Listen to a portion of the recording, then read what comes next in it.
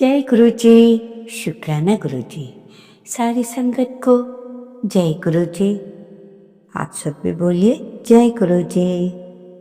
और सारी संगत को गुरु जी के जन्मदिन की लख लख लख लख बधाइयाँ।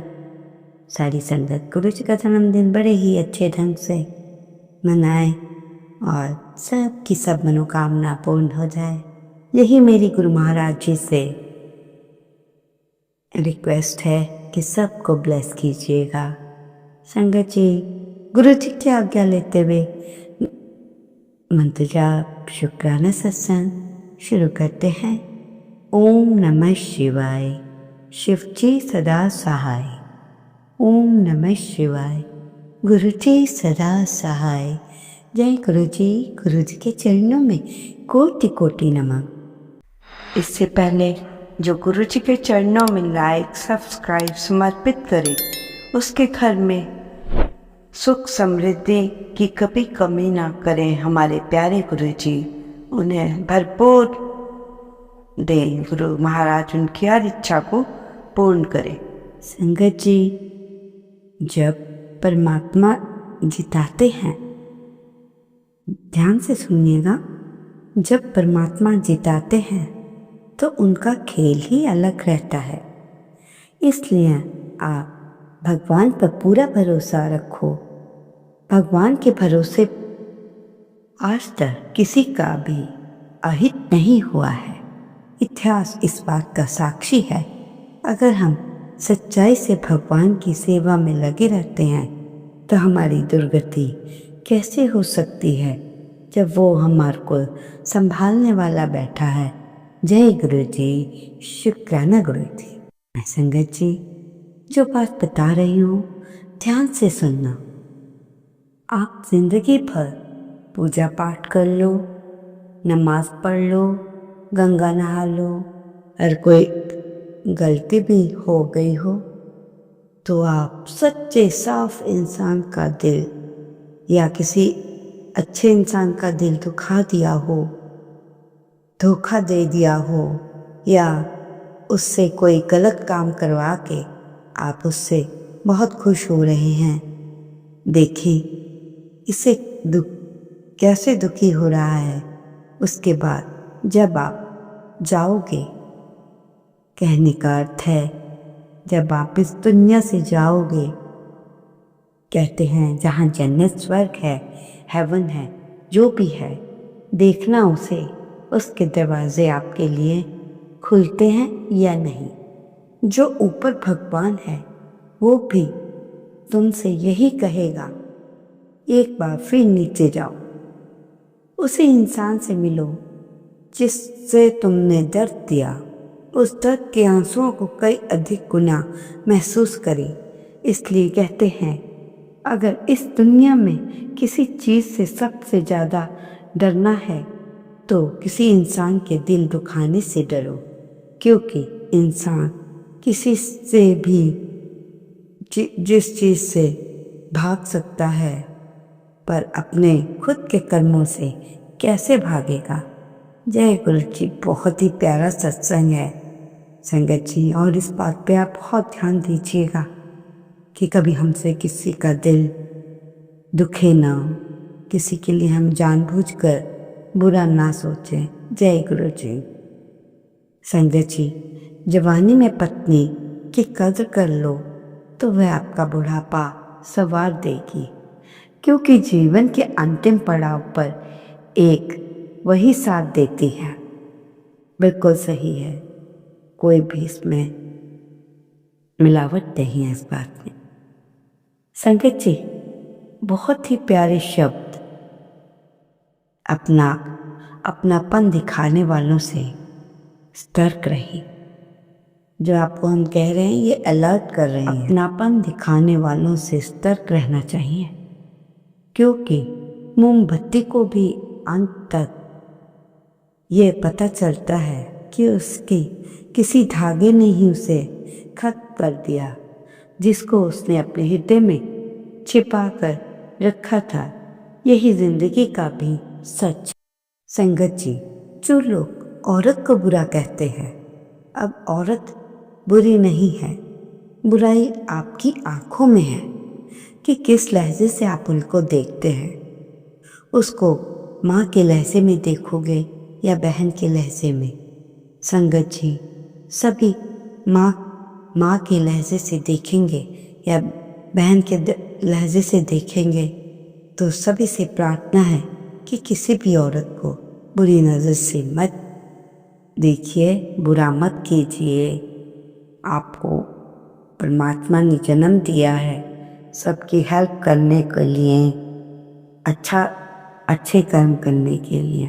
सोच कर भी आप कभी भी बुरे कर्म की ओर मत जाइएगा। संगत जी, परमात्मा कहते हैं अगर आप एक ऐसी 3 चीज़ें संभाल कर रखें जिसमें आपको 3 चीज़ें भेंट की है, उस व्यक्ति को पहला साथ, दूसरा समय, तीसरा समर्पण।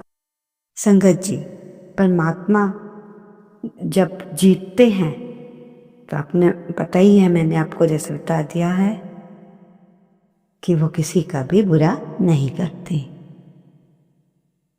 परमात्मा कहते हैं जो अपने शब्दों पर नियंत्रण नहीं रखता वो सबसे पहले अपने रिश्ते खोता है। जो अपने क्रोध को नहीं समझता वो सबसे पहले अपने आप को जला देते हैं। जो घर बात या हर बात पर जवाब देना चाहते हैं वो सबसे ज़्यादा शांति खोता है। जय गुरु जी। संगत जी, बहुत ही रोचक बात है और लाइफ में आने वाली बहुत बड़ी बात है। यमराज और व्यक्ति के बीच की बात है। यमराज और व्यक्ति पर हमें बहुत शिक्षा मिलती है। आप ही सुनने के बाद बताना आपको क्या ज्ञान मिला इस बात से। एक व्यक्ति जा रहा था, उसे एक व्यक्ति और मिला। वो उसे पहचान न सका, परंतु हम आपको बता रहे हैं कि वो व्यक्ति कोई और नहीं, वो यमराज था। यमराज ने उस व्यक्ति से पानी मांगा तो उस व्यक्ति ने बिना कुछ कहे उन्हें पानी दे दिया। वृद्ध ने बड़े प्यार से उस जल को पिया और कहा कि मैं यमराज हूँ, आज तुम्हारी आयु पूरी हो गई है और मैं तुम्हें लेने आया हूँ और तुम्हारे प्राण हरने आया हूँ। ये सुनकर व्यक्ति का चेहरा सफ़ेद पड़ गया, हृदय कांप उठा, डर के मारे उसके पांव लड़खड़ा गए। लेकिन यमराज बोले, डरो नहीं, तुमने मेरी प्यास बुझाई है, अतः मैं एक विशेष अवसर तुम्हें देना चाहता हूँ, तुम्हारी किस्मत बदलने का मौका। क्या है वो? किस्मत बदलने का मौका। उन्होंने एक डायरी उसके हाथ में थमाई यमराज ने और कहा, इस डायरी में जो भी तुम लिखोगे वही सच हो जाएगा। तुम्हारे पास सिर्फ 5 मिनट का समय है, जितना चाहे तुम लिख लो, पर केवल याद रखना 5 मिनट। इसके बाद तुम्हारा समय समाप्त हो जाएगा और डायरी मेरे पास लौट आएगी। व्यक्ति का कम समय में थोड़ा काम, वो सोचने लगा, अब तो किस्मत मेरे हाथ में है, मैं सब कुछ बदल सकता हूँ। उसने जब जल्दी जल्दी डायरी खोलने शुरू की तो सबसे पहले पेज पे लिखा था, तुम्हारा पड़ोसी रामदेव कल लॉटरी जीतकर करोड़पति बन जाएगा। व्यक्ति को ईर्ष्या हुई, उसने कहा, रामदेव की लॉटरी रद्द हो जाएगी, वह गरीब ही रहे।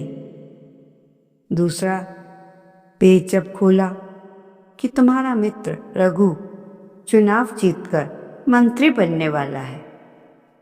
व्यक्ति ने लिखा, रघु चुनाव हार जाए, उसे अपमान झेलना पड़े। तीसरा पेज पलटा तो छोटा भाई विदेश जाकर बड़ा व्यापारी बनेगा। व्यक्ति फिर लिखता है कि वे विदेश ना जाए, उसे नौकरी के लिए भटकना पड़े। इस प्रकार के एक के बाद एक करके पेज पलटता रहा। हर पन्नों पर दूसरों की खुशियां मिटाने लगा, क्योंकि उसका मन ईर्ष्या व द्वेष से भर गया था। अंत में उसने डायरी का आखिरी पन्ना खोला तो व्यक्ति हर पन्ने पर कुछ गलत ही जवाब दे रहा था। उसका मन फिर से ईर्ष्या और द्वेष से भर गया। जब व्यक्ति ने डायरी का सुनने वाली बात, डायरी का अंतिम पृष्ठ खोला और ये उसका अंतिम पृष्ठ उसके लिए था, जहां उसने लिखा था कि अब तुम अपने जीवन का भविष्य तय कर सकते हो। उसने पेन उठाया, एक ठंडी सी आवाज आई, वत्स, तुम्हारा 5 मिनट का समय समाप्त हो गया है। यमराज ने धीरे से डायरी उसके हाथ से ली और कहा, तुमने अपने जीवन का सबसे कीमती समय दूसरों को बुरा सोचने में खत्म कर दिया। ना तो तुमने अपने आप को सुधारने की कोशिश की, यह अवसर ईश्वर ने दिया था, पर तुमने अपनी दुर्बुद्धि से उसे भी खो दिया। अब पछताने से कुछ नहीं होगा। व्यक्ति कूट कूट कर रोने लगा और यमराज से एक मौका और दीजिए, एक बार, ये कहने लगा। एक बार यमराज शांत स्वर से बोले, समय और अवसर दोनों यदि एक बार निकल जाएं तो वो लौटकर वापस नहीं आते। ये सत्य है, यही धर्म है। समय और फिर यमराज अदृश्य हो गए। इसे सोचकर समझकर उपयोग करो। ईर्ष्या और जलन जीवन को नष्ट कर देती है। यदि तुम्हें समय शक्ति देता है तो उसका सही ढंग से प्रयोग करो, ना कि उसका गलत ढंग से प्रयोग करो। तो संगत जी, देख लीजिए कैसी कैसी बातें हैं और कितनी सच्चाई है इन बातों में। यदि हम दूसरों के लिए हर समय बुरा ही सोचते रहे तो हमारा जो लेखा जोखा है यमराज से जाने से पहले इन्हीं चीज़ों से भर जाएगा। क्योंकि कहते हैं मौत हो जाने पर जब शरीर पंच तत्वों में मिल जाता है तो ऊपर जाकर आप क्या सोचते हैं? बड़े आराम से हम रहते हैं। ऊपर भी हमारे पूरे जन्मों का लेखा जोखा होता है यमराज के पास। अगर हमने अच्छे कर्म किए हैं तो हमें स्वर्ग मिलता है। यदि हम बैड कर्मास को करते हैं तो हमें वहीं पर स्वर्ग का दरवाज़ा बंद हो जाता है। तो संगत जी, आप अपनी लाइफ को चेंज कीजिए। क्या आपके पास लोगों के बुरा करने के अलावा कुछ और है ही नहीं? क्यों करते हैं आप ऐसा? ऐसा करने से आपको क्या मिलता है उसका पता तो आपको परमात्मा के पास जब आप जाते हो तभी पता चलता है। वैसे तो कहते हैं कि अच्छे और बुरे कर्म इंसान को जीते जी ही भोगने पड़ते हैं। ये बात भी सत्य है कि हमने अच्छे कर्म किए हों या बुरे, जीते जी ही यहीं भोग कर जाएंगे।